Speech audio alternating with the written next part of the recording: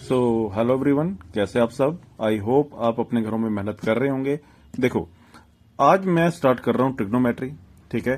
क्योंकि आपको पता है कि आपके जेकेपीएससी के एग्जाम में आपको ये टॉपिक क्लियरली मेंशन है और ये आपका एडवांस मैथ का टॉपिक है ना। मैथमेटिकल एबिलिटी में ये ट्रिग्नोमेट्री लिखा हुआ है, मेंसुरेशन लिखा हुआ है, ज्योमेट्री लिखा हुआ है और भी दो टॉपिक्स और लिखे हुए हैं, प्रोबेबिलिटी एंड स्टैटिक्स है। तो सबसे ये थोड़ा सा ना ज्यादा टफ नहीं है, लेकिन थोड़ा सा जिनको नहीं पता है तो उसके लिए ये बड़ा जरूरी है इसको पहले करना, क्योंकि थोड़ा सा टफ है। ओके, बट मैं कोशिश करूंगा इसको आसान बनाने की, चाहे जितना जैसे मर्जी आसान बनाना हो उसको। ओके, सो सबसे पहले हम स्टार्ट करेंगे ट्रिग्नोमेट्री से। जब ये खत्म हो जाएंगे तो बाकी भी हम टॉपिक्स करेंगे। आज खाली हम इसकी इंट्रोडक्शन देखेंगे कि क्या क्या इसमें क्या क्या टॉपिक्स बनते हैं इसमें और किस टाइप से आपको क्वेश्चंस आएंगे। क्वेश्चंस भी हम करेंगे, इसके अभी काफी वीडियोस आएंगी, फिर जाके कहीं आपको समझ आएगा। ओके, देखो, सबसे पहली बात ये पता होना चाहिए कि ट्रिग्नोमेट्री का मतलब क्या है। देखो, ट्रिग्नोमेट्री का मतलब होता है, ये डील करता है, इसका मतलब होता है ट्राइंगल्स, ठीक है। ये मैंने ट्राइंगल बनाया ना। Trigonometry deals with the triangles and relationship between their sides and angles. देखो, आपको पता है कि जो ट्रिग्नोमेट्री है ये ट्राइंगल के साथ डील करता है, बट ट्राइंगल का मतलब क्या है, ट्राइंगल क्या चीज है। आपको पता है कि ट्राइंगल क्या है। ट्राइंगल एक पॉलीगन है ना। ट्राइंगल क्या है, एक पॉलीगन है। और पॉलीगन क्या होता है, जो काफी सारी साइड्स को जोड़ के एक जो क्लोज फिगर बनती है। अब देखो, ट्राइंगल जो है ये सबसे छोटा पॉलीगन है। क्यों? क्योंकि ये 3 साइड से मिला के बनता है। इससे अगर कम साइड्स होंगी, 2 साइड से कभी ट्रायंगल नहीं बनेगा या कोई पॉलीगन नहीं बनेगा। एक साइड से तो वो तो लाइन नहीं होगी, है ना। तो कहने का मतलब ये है कि जो सबसे जो छोटा पॉलीगन है वो बनता है 3 साइड से, और उसको आप क्या कहते हैं, उसको कहते हैं ट्रायंगल। ओके, अब ट्रायंगल देखो बड़े टाइप्स के हो सकते हैं। जैसे कि अगर मैं ये बनाऊं आइसोसेलेस ट्रायंगल, इक्विलेटरल ट्रायंगल, ये इक्विलेटरल ट्रायंगल हो गया। अगर मैं एक और ट्रायंगल बनाऊं जैसे कि ये ये हो गया राइट एंगल ट्रायंगल, है ना, आइसोसेलेस ट्रायंगल। और भी बड़े सारे टाइप्स के ट्रायंगल होते हैं। ओके, बट यहां पे जो ट्रिग्नोमेट्री में यूज होगा ना, जो आपको पता होना चाहिए वो होना चाहिए ये वाला right angle triangle. Right angle triangle हमेशा क्यों कहते हैं, देखो मैं इसको नाम दे देता हूं। ये जो है ना, ये पॉइंट्स, ये जो वर्टेक्स हैं या वर्टिसेस हैं, इनको मैं नाम देता हूं ए, इनको नाम देता हूं बी, इसको नाम देता हूं सी। अब ये वर्टेक्स का मतलब क्या होता है, 2 लाइंस जब यहां मीट कर रही हैं, देखो यहां मीट कर रही है ना, तो उसको क्या बोलेंगे, वर्टेक्स। 2 लाइंस ये ऐसे करके मीट कर रही है, ये भी वर्टेक्स हो गया। 2 लाइन यहां पे मीट कर रही है तो ये भी क्या हो गया, वर्टेक्स हो गया। ओके, तो मैंने इस वर्टेक्स को नाम दे दिया ए, इसको नाम दे दिया बी, इसको नाम दे दिया सी। अब इसको हम बोलते हैं राइट एंगल ट्रायंगल। ओके, अब राइट एंगल ट्रायंगल क्यों बोला जाता है, क्योंकि यहां पे ये जो एंगल बन रहा है ना, ये वाला एंगल, ये होता है 90 डिग्री का। ये कितना एंगल होता है, 90 डिग्री का। ये 90 डिग्री का एंगल होगा और ये भी कुछ ना कुछ एंगल्स होंगे। लेकिन याद रखना, ट्राइंगल्स में एंगल का जो सम होता है वो होता है 180 डिग्री। याद रखो, जैसे कि मैं ये एक एंगल है, इसको मैं नाम देता हूं angle A plus angle B plus, ऐसे ऐसे लिखते हैं, प्लस एंगल सी। याद रखना, ट्रायंगल में चाहे राइट एंगल ट्रायंगल हो, इक्विलेटरल ट्रायंगल हो या कोई भी ट्रायंगल हो, उसके बीच में जो ये एंगल्स होते हैं ना, ये एंगल्स होते हैं।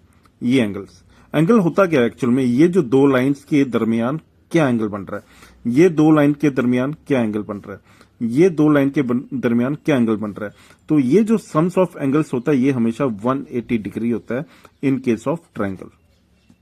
बात समझ आ गई, इन केस ऑफ क्या, ट्रायंगल। ये चीज का याद रखना आपने। ओके, याद रखना है कि इसको आप बोलेंगे राइट एंगल ट्रायंगल, क्योंकि यहां पे 90 डिग्री बन रहा है और ये भी एंगल, ये 90 डिग्री, और इन एंगल्स को मिला के जो एंगल बनता है वो होता है 180 डिग्री। ओके, ना 180 डिग्री से ज्यादा बनेगा, ना 180 डिग्री से कम होगा। क्लियर होगी बात। ओके, मेन चीज ये पता होना चाहिए, कम से कम आप ट्रिग्नोमेट्री पढ़ रहे हो तो कम से कम ये पता होना चाहिए कि sum of angles in triangle is equal to 180 degree. Okay, अब देखो, अब इसमें क्या होता है कि हम क्या करते हैं कि इसमें हम 3 जो साइड्स होती हैं हम इनको नाम देते हैं। जैसे कि मान लो, जैसे कि ये है ना, ये जो राइट एंगल है ना, इस राइट एंगल के जो सामने वाली साइड होती है ना, ये हमेशा क्या होती है, ये हमेशा होती है हाइपोटेन्यूज। ठीक है, इसको आप क्या कहते हैं, इसको आप कहते हैं हाइपोटेन्यूज। ठीक है, कौन सी साइड? ये जो राइट एंगल है इसके सामने वाली साइड को हमेशा क्या बोलेंगे? हाइपोटेन्यूज। ओके, और इसको मैं नाम देता हूं बेस, इसको मैं नाम देता हूं परपेंडिकुलर। देखो, परपेंडिकुलर और बेस ये चेंज होते रहते हैं, ये डिपेंड करता है क्वेश्चन पे कि क्वेश्चन किस टाइप का आपको पूछा गया। कई बार ये परपेंडिकुलर बन जाएगा, ये बेस बन जाएगा, कई बार ये बेस बन जाएगा, ये परपेंडिकुलर बन जाएगा। तो ये फिक्स नहीं है कि यही बेस है या यही परपेंडिकुलर है, ऐसा नहीं है। इस साइड को मैं नाम दे दिया वैसे परपेंडिकुलर, इस साइड को नाम दे दिया मैंने बेस, और राइट एंगल के जो सामने वाली साइड होती है ये हमेशा क्या होती है? हाइपोटेन्यूज। ओके, बट ऐसा जरूरी नहीं है कि ये हमेशा बेस होगा और ये हमेशा परपेंडिकुलर होगा। ये परपेंडिकुलर कई बार बन जाता है, कई बार ये बेस बन जाता है। क्वेश्चन के ऊपर डिपेंड करता है कि क्वेश्चन किस टाइप का दिया हुआ है। ओके, किस टाइप का क्वेश्चन दिया हुआ है, जैसा क्वेश्चन दिया होगा, अभी जैसे कि मैंने क्वेश्चन लिखा हुआ है, आपको मैं यहां पे बताऊंगा कि किस हिसाब से इन्होंने किया हुआ है ये क्वेश्चन। ओके, अब देखो, इतनी बात समझ आ गई कि ट्राइंगल के बीच में भाई कितनी एंगल्स का कितना सम होता है? 180 डिग्री होता है। इन साइड्स को हम एक नाम दे देते हैं। राइट एंगल के सामने वाली साइड हमेशा हाइपोटेन्यूज होती है, उसके नीचे वाली क्या मतलब? एक बेस होता है, एक परपेंडिकुलर होता है, जो चेंज हो सकता है आपस में। ओके, आपस में चेंज हो सकता है। एक और चीज देखो, ये भी आपने याद रखना है कि एंगल को आप दो तरीके से मेजर कर सकते हैं। एक तरीका है डिग्री मेजर, एक तरीका है रेडियन मेजर। ओके, एक तरीका क्या है? डिग्री मेजर, एक तरीका है रेडियन मेजर।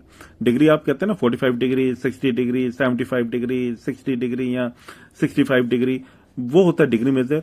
रेडियन मेजर का मतलब हो गया जब एंगल इन टर्म्स ऑफ पाई हो। इन टर्म्स ऑफ क्या हो? पाई। ओके, सो उसको मैं बोलूंगा रेडियन मेजर, और अगर पाई ना लिखा हो, वहां पे डिग्री लिखी होगी, तो वो एंगल हो गया डिग्री में। ओके, ये दो फॉर्मूले से हैं। अगर रेडियन को आपको डिग्री में कन्वर्ट करना होगा तो ये वाला फॉर्मूला है, सॉरी, डिग्री को अगर रेडियन में कन्वर्ट करना होगा तो ये वाला फॉर्मूला है, और इसको इसमें कन्वर्ट करना होगा तो ये वाला फॉर्मूला। जब हम क्वेश्चन करेंगे तब मैं ये बताऊंगा आपको। वैसे इसमें क्वेश्चन आ सकता है, इसलिए मैंने ये इंक्लूड किया। ओके, इसलिए मैंने ये इंक्लूड किया क्या कि रेडियन डिग्री में कैसे कन्वर्ट हो सकता है। ओके, या डिग्री रेडियन में कैसे कन्वर्ट हो सकती है। ओके, सो ये जब हम क्वेश्चन करेंगे तब मैं आपको बताऊंगा। पहले आप ये समझ लो अच्छे से, इतना आई होप आपको समझ आ गया होगा। देखो, मैंने बोला ये आपस में चेंज हो सकती हैं। ओके, बट 90 डिग्री के सामने वाली साइड हमेशा क्या होती है? हाइपोटेन्यूज। ये कभी चेंज नहीं होगी, बट ये आपस में चेंज हो सकते हैं। ये डिपेंड करता है कि क्वेश्चन कैसा आपको दिया हुआ है। ओके, अब देखो, अब इसमें क्या होता है कि हम इनकी रेशियोस लेते हैं। किसकी? ये जो साइड्स होती है ना, इनकी रेशियो ले लेते हैं। जैसे perpendicular upon base, perpendicular upon hypotenuse, hypotenuse upon base, base upon perpendicular, इनकी रेशियोस ले लेते हैं और उनको हम कुछ नाम दे देते हैं। जैसे कि अगर मैं रेशियो लेता हूं परपेंडिकुलर अपॉन हाइपोटेन्यूज, देखो परपेंडिकुलर को मैं डिनोट करूंगा पी से, दिखाई दे रहा है नहीं दे रहा? पी से, और हाइपोटेन्यूज को डिनोट करूंगा एच से। इसको मैं नाम देता हूं, इसको कहते हैं साइन एंगल, या साइन मैं ऐसे दे देता हूं, साइन थीटा मैं देता हूं। ठीक है, मैंने क्या नाम दे दिया इसको? साइन नाम दे दिया कि sine theta is equal to perpendicular upon hypotenuse. Okay, आपने इस तरीके से याद रखना है। उसके बाद यहाँ एक ये भी बात छोड़ो, आप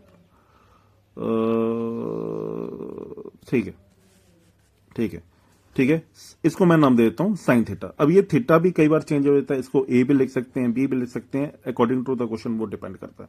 okay, sine equal to perpendicular upon hypotenuse. उसके बाद आपने इनका रेशियो ले लिया। अब आप कई बार बेस अपॉन हाइपोटेन्यूज पे लिखते हैं, बेस अपॉन हाइपोटेन्यूज, और उसको मैं बोलता हूं कॉस।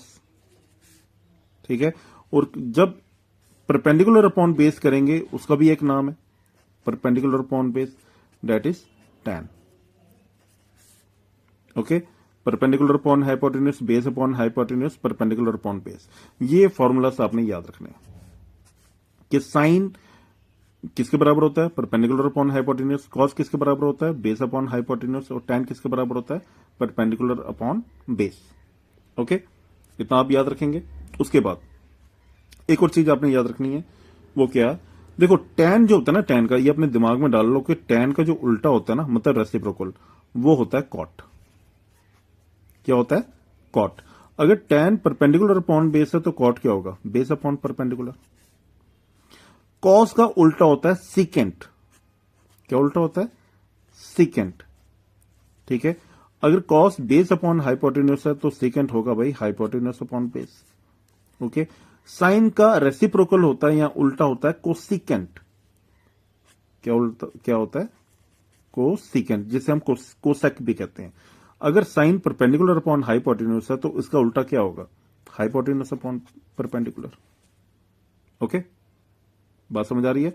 साइन का उल्टा याद रखना, साइन का रेसिप्रोकल होता है कोसिकेंट, कॉस का रेसिप्रोकल होता है सीकेंट, टैन का रेसिप्रोकल होता है कॉट। ओके, क्लियर हो गया? आई होप आपको क्लियर हो रहा होगा। इसका मतलब ये हो गया। एक और चीज इनको याद रखने का एक और तरीका हमने बचपन में पढ़ा था, शायद आपने भी पढ़ा होगा। क्या? Pandit Badri Prasad Har Har Bhole. P upon H sine, तो इसको आप लिख सकते हैं साइन। ठीक है, B upon H is cos, तो बी अपॉन एच को आप लिख सकते हैं cos. P upon B is tan, तो यहां पे लिख सकते हैं टैन। ठीक है, याद रखना परपेंडिकुलर अपॉन हाइपोटेन्यूस साइन। मैं दोबारा ट्रिक किया थी, पंडित बद्री प्रसाद हर हर भोले। पंडित फॉर पी, तो आप इससे अब मैंने पहले लेटर लिखे हैं, पंडित बद्री प्रसाद हर हर भोले। ओके, आई होप आपको समझ आ रहा होगा।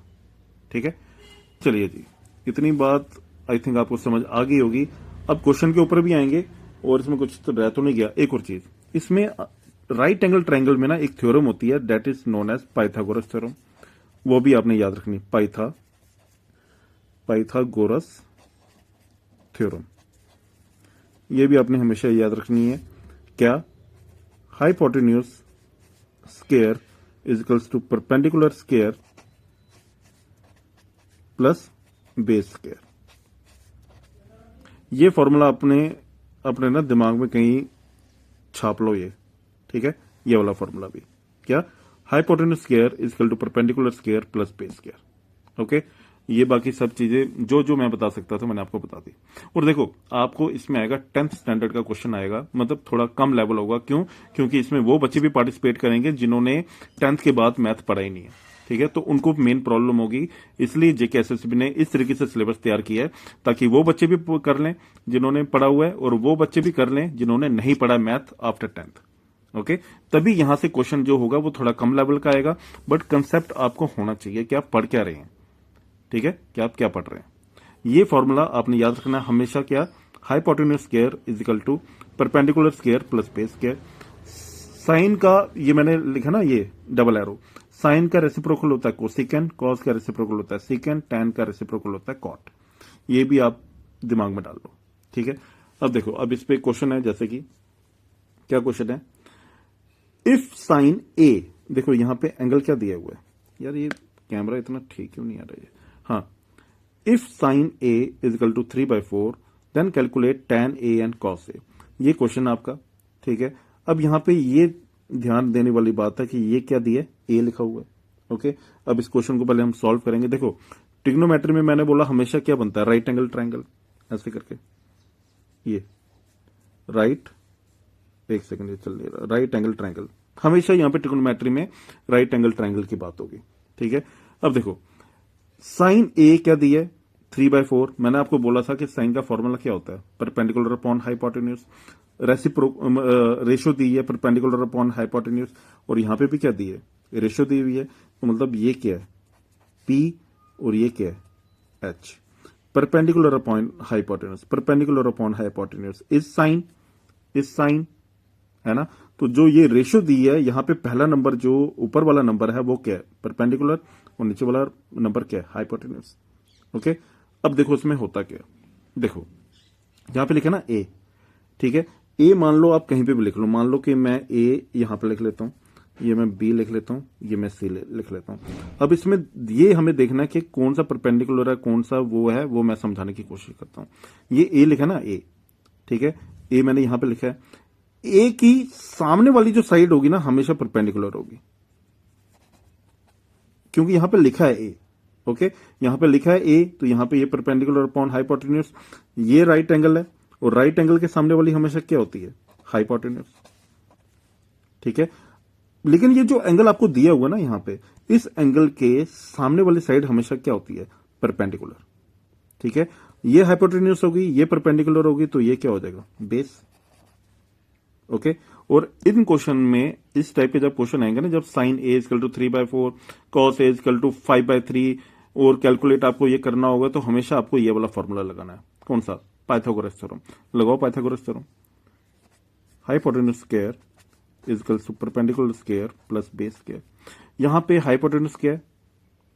4, मैंने बताया था ना, p/h। हाइपोटेन्यूज क्या है? 4। परपेंडिकुलर क्या है? 3 प्लस बेस स्क्वायर।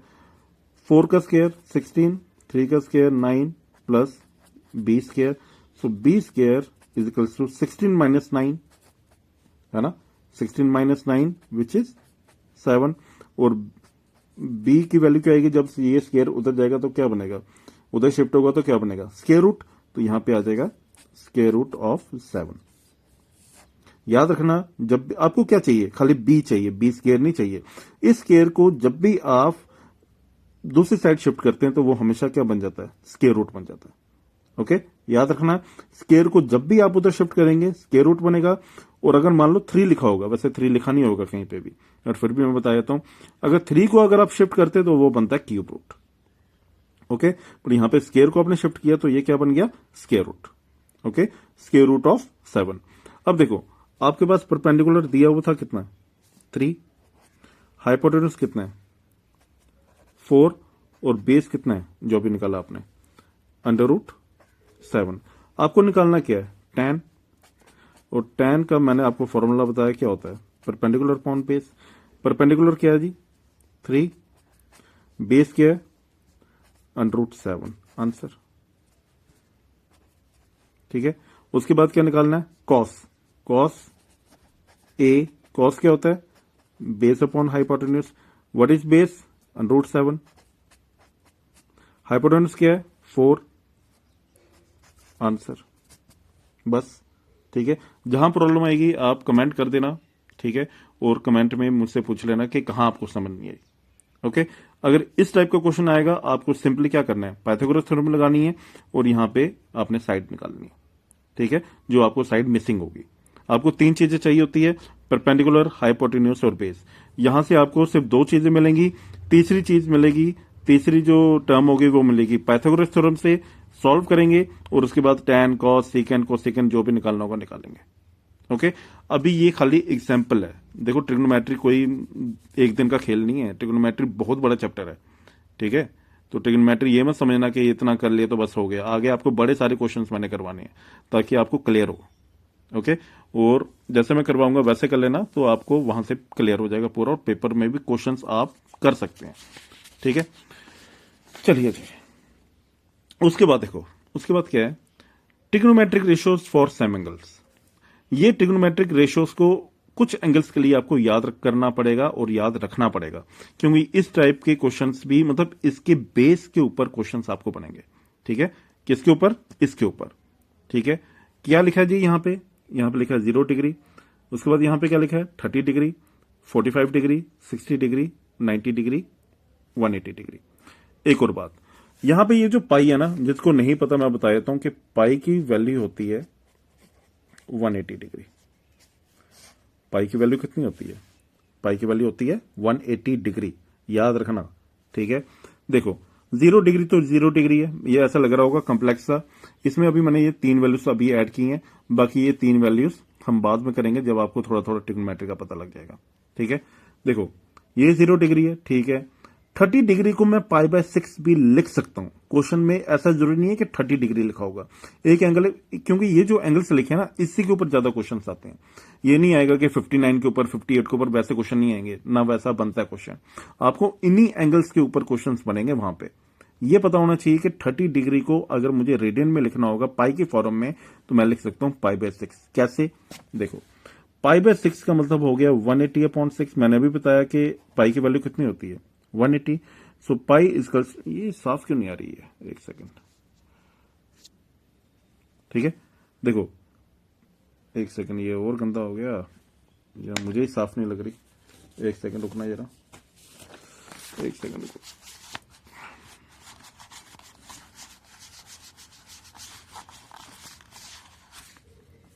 देखो ये तो अभी वैसी आ रही है। देखो पाई को मैं लिख सकता हूं, सॉरी 30 डिग्री को मैं लिख सकता हूं पाई बाय 6। कैसे? पाई की जगह क्या आएगा 180, एंड 180 अपॉन 6 क्या होता है? डिवाइड करो ना, इसको डिवाइड करके 30 आएगा मेरे ख्याल से। ठीक है, 45 डिग्री को मैं लिख सकता हूं पाई बाय 4। कैसे? क्योंकि पाई अगर 180 है तो 180 को जब आप डिवाइड करेंगे 4 से तो 45 आएगा। मतलब 45 का दूसरा नाम पाई बाय 4 है, 30 का दूसरा नाम पाई बाय 6 है, 60 का दूसरा नाम पाई बाय 3 है। कैसे? क्योंकि पाई बाय 3 को जब आप कैलकुलेट करेंगे या था 180 अपॉन 3 विच इज 60। ठीक है, 90 पाई बाय 2 कैसे आया? क्योंकि पाई को आप लिख सकते हैं 180 अपॉन 2 विच इज 90, और पाई की वैल्यू तो मैंने बताया कि 180 होती है। ओके, अभी इसकी वैल्यू भी बाद में याद करना, पहले ये वैल्यूज आप याद रखो। इसमें क्या करना होता है आपने कि इसमें सबसे पहले ना आपने ये जो वैल्यू है ना ये याद रख लो, ये दोनों अपने आप याद हो जाएंगे। कैसे? देखो साइन 0 डिग्री होता है 0, साइन 30 डिग्री होता है या पाई बाय 6 होता है 1/2, याद रखना।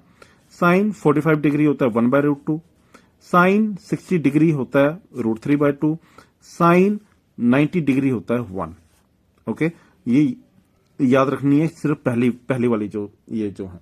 ठीक है, क्या ये साइन क्या होता है? साइन 0 क्या होता है 0, sine 30 is 1/2, sine 45 is 1/√2, sine 60 is √3/2 and sine 90 is 1। Okay, ये पहली वाली आपने वैल्यूज याद रखी, बाकी ये दो अपने आप होंगी। देखो कैसे, ये जो लास्ट नंबर है ना, इस लास्ट नंबर को अगर आपको याद रहेगा तो इस लास्ट नंबर को यहां पे लिख लो, सेकंड लास्ट नंबर को यहां पे लिखो, थर्ड लास्ट को यहां पे लिखो, इसको यहां लिख दो, इसको यहां लिख दो, बस। मतलब ये ऐसे ही आपने याद कर लिया, फिर इसको उल्टा करके आपने ऐसे यहां पे लिखना है, तो ये हो जाएगी कॉस की value, cos 0 1, cos 30 √3/2, cos 45 1/√2, cos 60 1/2, cos 90 0। Okay, इतना भी याद रहेगा। अब ये tan की वैल्यू कैसे याद रखें? देखो tan का एक फॉर्मूला होता है, वो क्या मैं आपको बता देता हूं। tan a या tan theta is equal to sine a upon cos a। देखो जितने मैं बता रहा हूं ना सब याद रखना, क्योंकि क्वेश्चन इसी में बनेंगे। देखो tan का ये भी फॉर्मूला होता है क्या कि tan किसके बराबर होता है? Sine upon cos, sine upon cos, sine upon cos. Okay, ये भी आपने याद रखना है। तो इसका मतलब यहां पे जो tan होगा वो क्या आएगा? Sine upon cos. 0/1 is 0, 1/2 sine upon cos, 1/2 upon √3/2 होता है 1/√3। डिवाइड करके देख लो। tan 45 1, कैसे? साइन अपॉन कॉस, इनको डिवाइड करो क्या आएगा 1। tan 60 इज √3, कैसे? √3/2 अपॉन 1/2 इज √3। फिर tan 90 डिग्रीज इन्फिनिटी या नॉट डिफाइंड, क्यों? क्योंकि 1 डिवाइडेड बाय 0 इज इन्फिनिटी या नॉट डिफाइंड। ओके, क्योंकि anything divided by 0 is not defined या इन्फिनिटी। ओके, सो ये आपको ये जो टेबल है ना ये भी आपको अच्छे से याद रखना है। ठीक है, अभी इतना ही याद रखो, बाकी जब आगे आगे क्वेश्चंस करेंगे फिर मैं ये वैल्यूज भी ऐड कर दूंगा। ओके, इतना आपने याद रखना है।